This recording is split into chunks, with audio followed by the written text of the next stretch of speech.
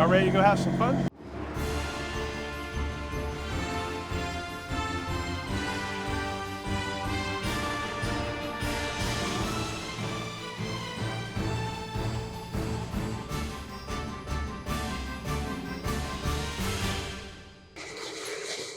Oh man, why am I nervous? Taking a bunch of chefs out shrimping. It's the first time I've done something like this. And we're cooking for them. What's up, y'all? It's Derek. Like I said, a little bit nervous about today because we're gonna cook breakfast for some chefs out on the boat. I always get nervous cooking for chefs because like sometimes like when you're buying ingredients, like they really give a damn and sometimes they don't. I remember buying ingredients for the boat show for Fred Newville and he was like garlic. So I bought fresh garlic to cut and he was like, what the hell is this?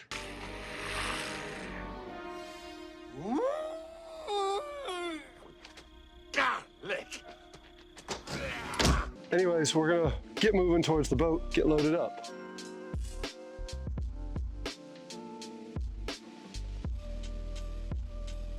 We're here at Shem Creek, the most iconic waterway in Charleston.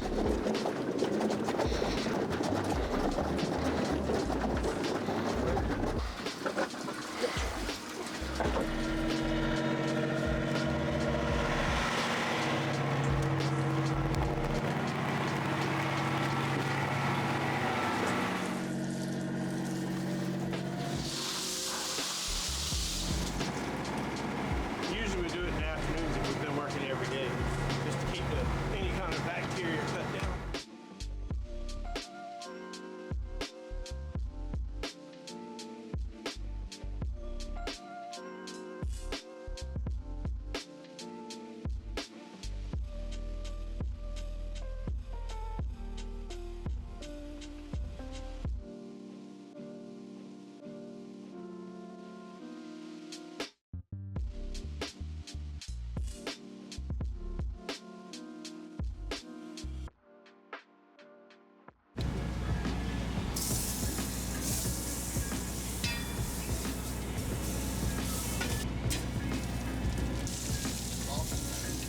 Sausage.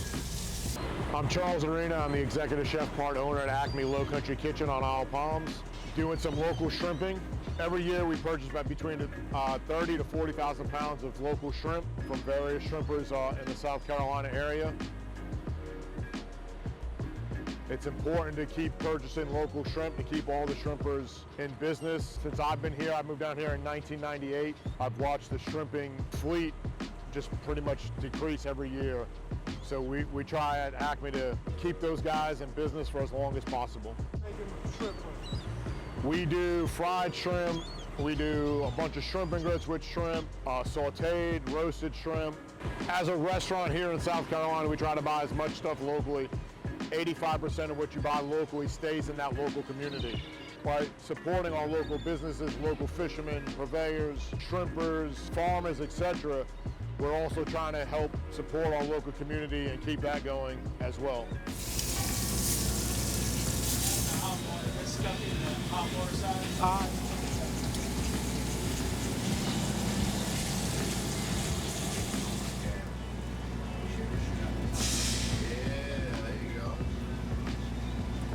Hey, I'm Jeff Allen, the executive chef over at Miller's All Day.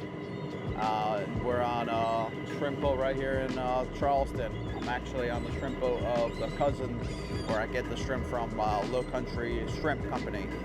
We go through about 12,000 shrimp a year. You know, we use it in our shrimp and grits. We have a shrimp salad that we bring back seasonally as well. There's a huge difference from using fresh shrimp and like Gulf shrimp and all that stuff. There is just a huge taste difference. People in Charleston, you know, they expect local shrimp, and I feel like a lot of restaurants they go to, even though if they're on the water, they think they're getting fresh local shrimp, but unfortunately they're not. One of our newer products we've been using is Cooper River Farms. We use their sausage. So we have that for our breakfast sausage. It's fantastic. Also, one of my favorites, we use their chicken jalapeno sausage.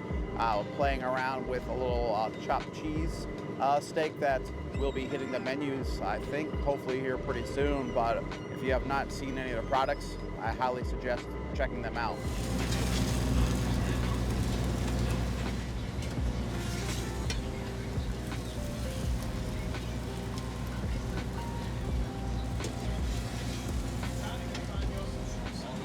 Thank you.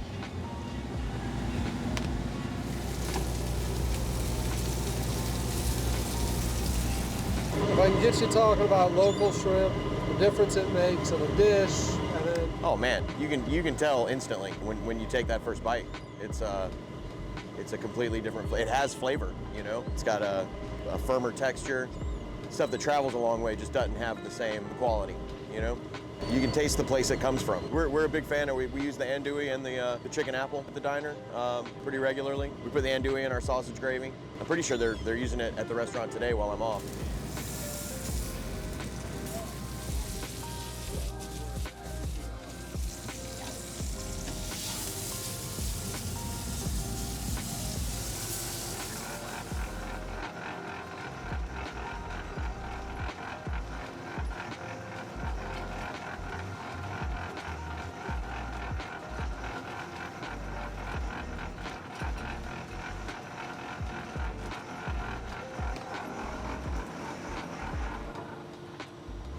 There's 4 generations of us, well actually 5 of us that's been dragging. I've been on a boat with my parents since I was 6 weeks old. My mom ran the fish house and my dad had a shrimp boat, and our family, you know, owned a fish house, so I went on the boat with them. We start trying to look about the end of April, but the wildlife tells us when we can open and when they close it. And we can usually, the end of December is like December 31st is supposed to be the close date. And some of us go fishing other waters like the Georgia or North Carolina. A real good day is, you know, 1,000, 1,500 pounds. So far now, it's not like it used to be. You used to be able to come out here and get your shrimp anywhere you wanted to go, and I don't know what's going on anymore. But the weather is changing. We got a big front coming in tomorrow, and shrimp sometimes know to bury up and hide and look for calmer water. Right now in the fall, we catch white shrimp. Middle of the summer, we catch a brown shrimp. Then we have roe shrimp, but they're white shrimp. The state records everything that we catch, that we sell.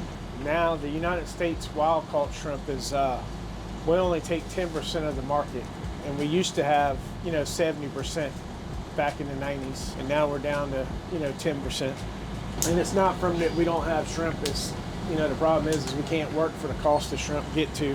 And the price of fuel and just all our equipment, what it costs. I've seen some prettier places, but there's nowhere prettier than home, and Shem Creek is home to me. It's a dedication to stay on a creek that you grew up in, no matter if you're making money or not. This is just a beautiful place to be at. I mean, what better place would you like to be? I mean, and the crazy thing is you can come out here, every day is not the same.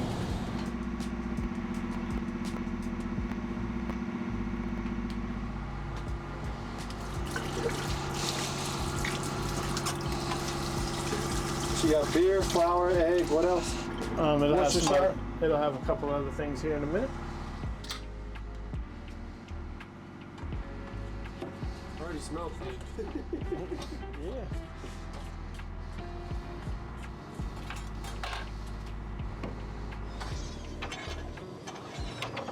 It's like music to my ears hearing those birds talk.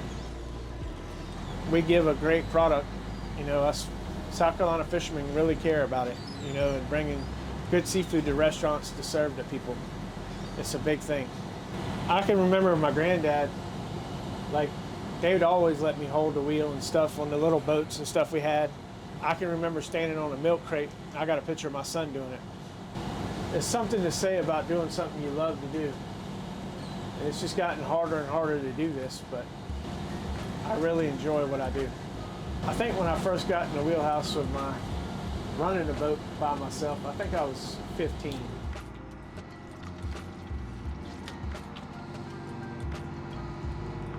But you sit up here and your mind works in so many different ways of trying to figure out what next to do and how you're going to feed the people that work for you. and finding people to work for you. And then you make sure you don't tear your nets up. And nowadays you add another problem to it. You're trying to figure out who's going to buy your shrimp. We don't have a place that takes everything in Shem Creek anymore. We got a couple fish houses, but they don't buy but for certain boats. And you know, I've made pretty good by the customers and restaurants in Charleston are buying my local shrimp, but it's hard. You know, you come out here and you got to make sure you got a sale for them before you go. And then you got to make sure you got your help. Then you got to make sure everything on the boat's in good working shape and ready to go. I can remember when I first started, people would be standing on the dock. You wouldn't have to worry about a crew. These boats have gotten so easy to work now, you don't really have to be a real artist to do it anymore. And we've gotten them better fuel efficiency. We do a lot of things way different than we used to. And trying to also not drag too long so your product looks good for the chefs and, you know, the people that want to eat them. Because I got local people that just come and buy my shrimp and take them home and cook for their families. And then I got chefs that buy from me too. And it's very important to make sure you keep the boat clean and keep the product nice and cool, and you know, don't drag too long. And we usually cut our drags down to 3 hours at the longest. It's been very emotional whenever I put this boat together. And a lot of people don't realize that the Magwood Pride's color comes from the color of our house on the island that my grandparents were from, where they grew up. And my family spent a lot of time. We lost the house during Hugo, and a lot of stuff we had out there. And it meant a lot to me to honor, you know, my great-grandfather, my grandfather, my dad, and my uncles, my whole family. And I asked one of my great uncles, and I asked my uncle, I said, would you mind me naming this boat the Magwood's Pride whenever I was looking at naming the boat? And they told me that would be a great thing to do. And that's how we came up with the name. I ran a boat called Lang's Pride, and I always liked that it was the pride, you know, the pride of somebody's family. And in this family, I have a lot of pride in what we came from and what we do for a living. I pick oysters, shrimp, I work on the water. And when I get in an oyster boat, I can go around places that I pick oysters. And I know somebody in my family has probably been there too. You know, our family comes from a long line of seafood. And, you know, trying to get the best seafood to customers. It's a big thing to me, and it means a lot to me to be able to come out here and still do this. And I hope one day I can pass this down to my son and he can take the boat and go on and do it if it's still here. And that's what I'm fighting for now. Is it really hurts me that, you know, my son doesn't go shrimping with me like I used to with my dad. I used to go almost every day with my dad. Even when I was little, all the way up, you know, anytime I was off, whenever I was in school, when I was off, I went with my dad. You know? And to think of that now, that my son doesn't get to enjoy that, it bothers me. And that's what I'm fighting for, is to give him the opportunity to do this one day. But then in other instances, is I don't want him to have to work as hard as I did at this. I want it to be, you know, it's always going to be a struggle in this business, and I'm not saying it won't be, but I just want us to have a fair chance to make a living if you want to work in this industry. And that's what we're fighting for.